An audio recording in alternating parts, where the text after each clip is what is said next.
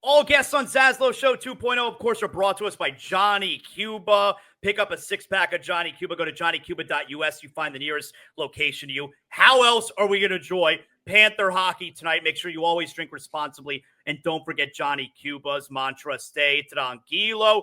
Greg Wyshynski, ESPN NHL senior writer. We got the hockey back. Thank God, Greg. We got hockey back. The Panthers are going to raise their second consecutive Stanley Cup banner. It feels, and I think a lot of it has to do with ESPN, but I don't know, it's just the league, the NHL, it feels as big as ever right now, right? I think so in some ways. I mean, I got to say that between us and Turner, I think we've done a hell of a job bringing the sport to the fans and growing the sport and telling good stories and bringing personality to the game. And obviously, when you deal with things like the Four Nations face-off last year that we had, I mean, it's like obviously one of the bigger moments in recent hockey history with the amount of attention it got. It made if the Kachuk brothers weren't stars before, now they're mega stars now, going on the Today Show and stuff, or a Tonight Show, one of those shows. But I think if I had one complaint about the league right now, and I'm not one to complain too much about the league, it's that we are missing those marquee franchises that do bring additional attention to the sport. And I'm talking about when, Boston ruled the world and Chicago ruled the world and the Rangers were contending for the Stanley Cup. I'm not somebody who is trying to bemoan the fact that it's the Panthers and the Lightning and those teams that are winning. I think that's awesome for the sport. I would just like them to be beating some of these bigger names along the way, and that would probably strap a rocket to hockey at this point. 3 consecutive Stanley Cup final appearances for the Panthers. They've won the last 2. Can you put into context how remarkable that is?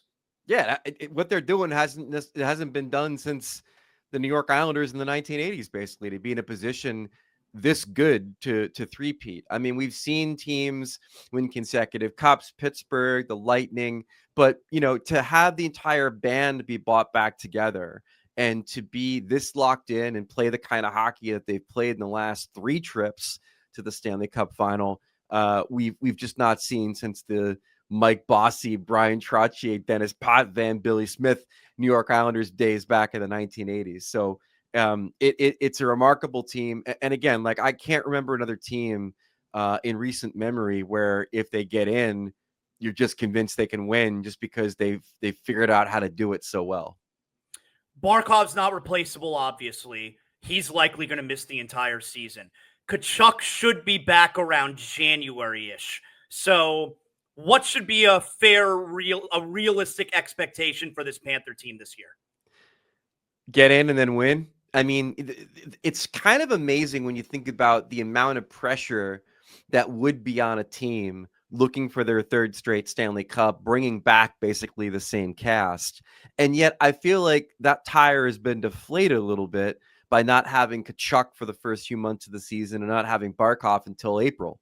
I almost feel like it's kind of to their benefit that they can hunker down, play whatever style of hockey they need to play to just simply qualify for the playoffs. Am I a little bit worried? I am a little bit worried. Mm-hmm. I think this team could take a serious hit in the standings. When you look at the Atlantic Division and the Lightning being my pick to win the division, the Leafs are going to learn what life is without Marner. They're still quite good. I think the Ottawa Senators are ascendant right now, and there are some people that believe the Buffalo Sabres could be a team that really pushes the playoff bubble this year.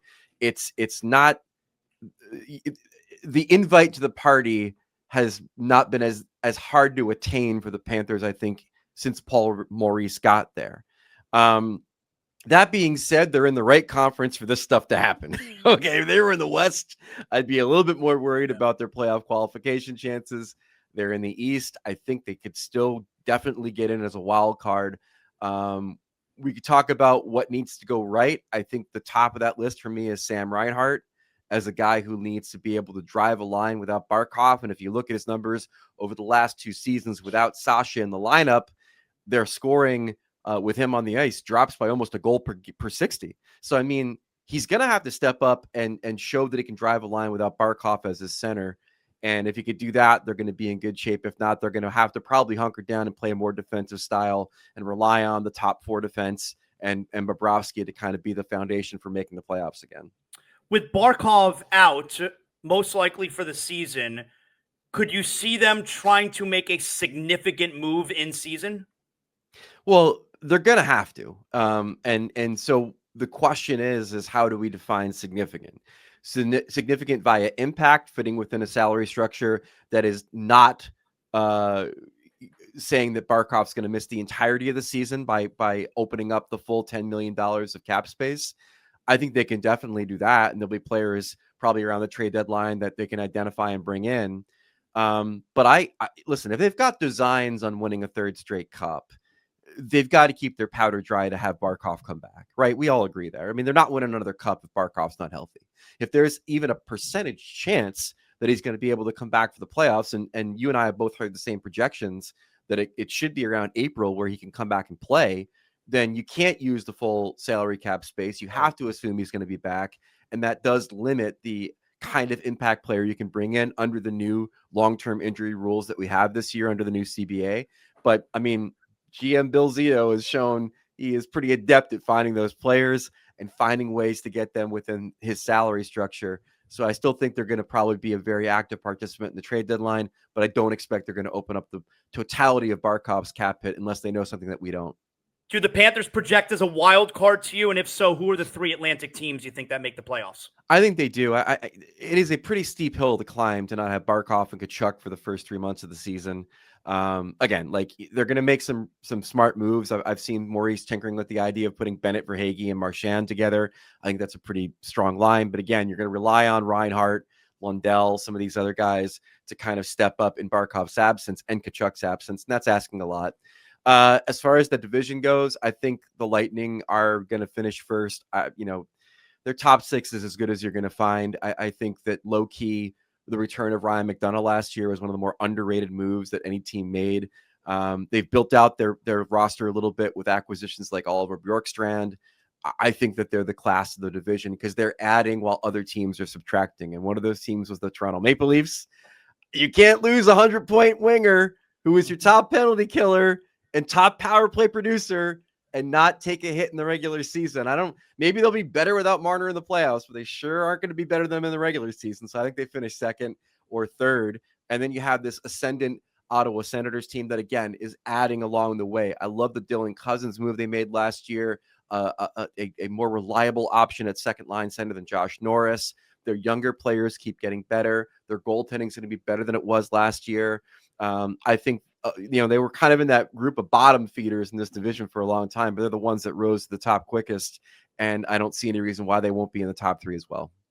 How big a story is Sidney Crosby and whether or not he remains with the Penguins going to be for the first few months of the season? Yeah, I mean, outside of the McDavid thing, which is a contract situation that might stretch into the season as he tries to evaluate how long he'd like to stay in Edmonton. The Crosby situation obviously is the other huge headline heading into the year. And again, it's hard to really gauge where this is going because if you talk to people around Sidney Crosby, they're all saying, get the hell out of Pittsburgh, buddy. Like, let's get you back in the playoffs. Let's get you playing relevant games. You put in your time there. They're not going to be the Washington Capitals where they are able to retool around the veteran core and contend again during your time in this league. Go someplace else. But if you talk to Sidney Crosby, he's like, I'm pretty content being a Pittsburgh Penguin, hoping against hope they're going to be a contender. I'm not looking to uproot my life. I like the idea of retiring a Penguin. And so you've got these mixed messages from everybody around Sid saying, get out. Sid maybe not necessarily, believing that it is time for him to leave. But again, if it's going to be him leaving Pittsburgh, it might as well be before the trade deadline. Then you're able to identify the true cup contenders, identify the teams where you're going to get your ice time, identify where you want to play. I'm a believer that he's going to get traded this year, him and Malkin.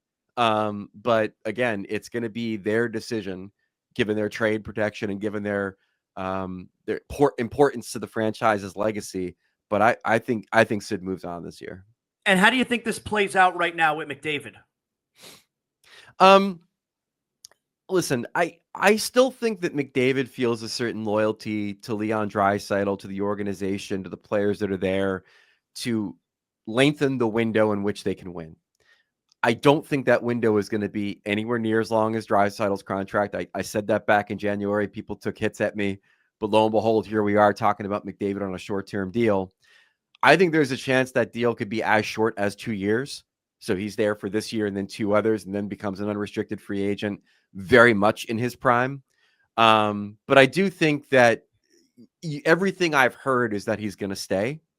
It's just a matter of at what price, because it is going to be a team-friendly deal. He's not going to go Kaprizov level on the average annual value, and then for how long it's going to be. But I, as much as my heart wishes that McDavid would reach free agency for the content, Zaz, I do think that he's probably going to re-sign with the Oilers on the short term. Greg, give me some thoughts on what happened with the Panthers and Lightning over the weekend.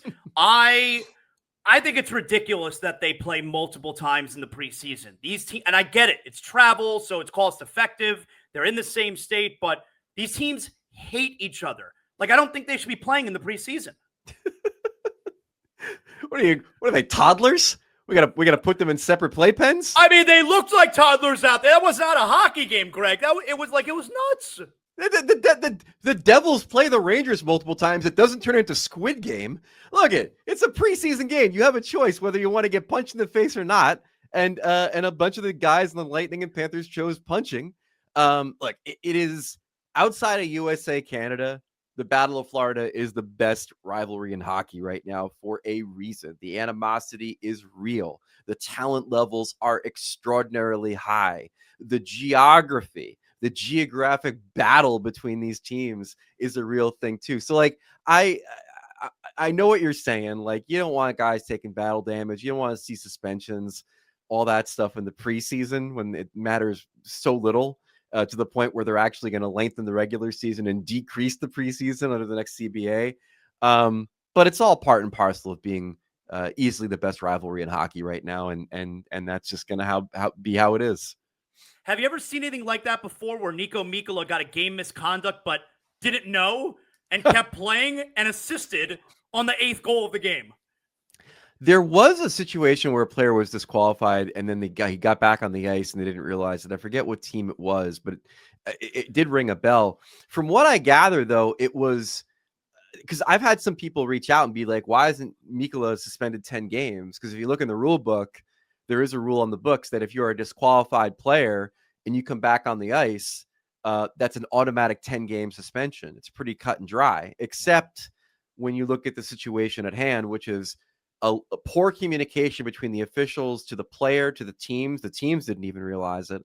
And that rule, if you look at it, it's kind of more for these situations where, and this happened in a game between Detroit and Calgary back in 2017, where somebody was kicked out of the game, then came back to try to get Matthew Tkachuk because Matthew Tkachuk is why. It's more for like, we kicked you out for fighting. We are worried about you coming back into the game and trying to injure somebody. And so that's why we've instituted this rule. I don't think the Mikkola thing rose to that level.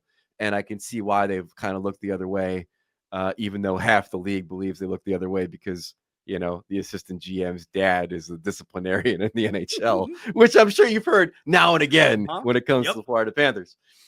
Greg, tell everybody how they could read season preview, all that kind of stuff you got going on. Yeah, all my stuff's on ESPN.com. I do hop on with my podcasting buddy, Jeff Merrick, now twice a week. His show is called The Sheet on the Daily Faceoff Network. So if you're an old Merrick versus Wyshynski fan, he and I are doing a show now twice a week at 1 p.m. on Tuesdays and Thursdays, which is a real joy in my life to talk to that weirdo for a good hour twice a week. I'm trying to make pop culture references. He's talking about the power play for the 1950 Sarnia Sting, you know, the usual. But yeah, it's all over ESPN.com. My standings predictions, my breakout tiers, and for, you know, folks in your audience, I'm sure, because we've got the WWE rights, I'm also doing a lot more wrestling writing. Yes, too, isn't that wonderful? Yeah, right? I know. Who should be John Cena's final opponent? Me and my son, we're going up to DC. We're going for it. Who should be his final opponent? That's a great question because I don't know the answer because I feel like they've already used everybody that you'd want to see for his final opponent. I mean, in theory, like his final opponent should be somebody that Cena puts over to then launch that person into the stratosphere. Um, but I don't know if that's necessarily the sentimental send off that we want. We want him to win his last match, don't we? And I don't know what direction you go there. Maybe The Rock could put on 30 pounds in the next few weeks. I mean, that's what more like that's the dream scenario, right? Is that we finally get the payoff, right? Yeah, that would be the dream scenario. I guess one step down from that, Zaz, would be Travis Scott. Oh God! Based on how the angle went, I don't know. Like I again, when I was at SummerSlam, the moment they exhumed Brock Lesnar for him to be an opponent for Cena, I'm like, oh, now we're just kind of making it up as we go along. We kind of used all the stuff that we wanted to do with him, and we don't know what to do now. So I don't have an answer, man. I wish I did, but I'll be fascinated to see A, who it is, and B, what the result of the match is. Excellent job, Greg. Good catching up with you. I appreciate it. We'll talk again soon. Anytime.